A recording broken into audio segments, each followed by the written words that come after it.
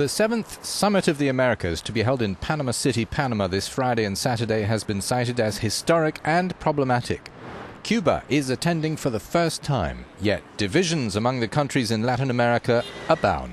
President Juan Carlos Varela plays host. He says the message America sends from this summit is very important. We are ready to set aside ideological and political differences and focus on the welfare of the people of this continent. I think there is a closeness, and we support President Obama and Castro for their efforts to re-establish diplomatic ties. Since the famous handshake between Obama and Cuban President Raúl Castro at Nelson Mandela's funeral in 2013, there has been more progress. Now the U.S. leader is expected to meet the revolutionary statesman Fidel for the first time officially.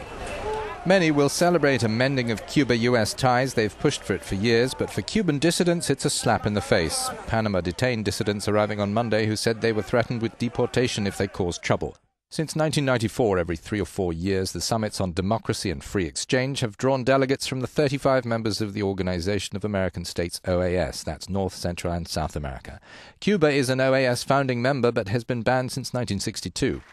In 2009, the just-elected Obama attended. In Trinidad and Tobago, he met then-Venezuelan President Hugo anti-U.S. Chavez, just 7 years after Bush had backed a coup to oust him, one of the many U.S. bids to influence politics in major U.S. trading partners.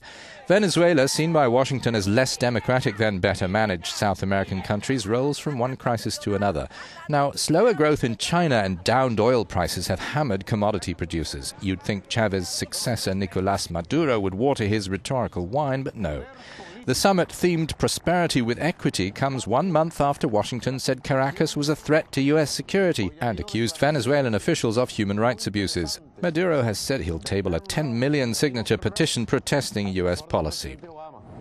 Brazilian President Dilma Rousseff, her popularity shot by corruption scandals, could let the U.S. in from the cold after leaks 2 years ago exposed spying by the friend up north. Commodities are half Brazil's exports. It needs to rebalance. These summits are grounds in which all comers jockey for advantage and competition juggles with goodwill.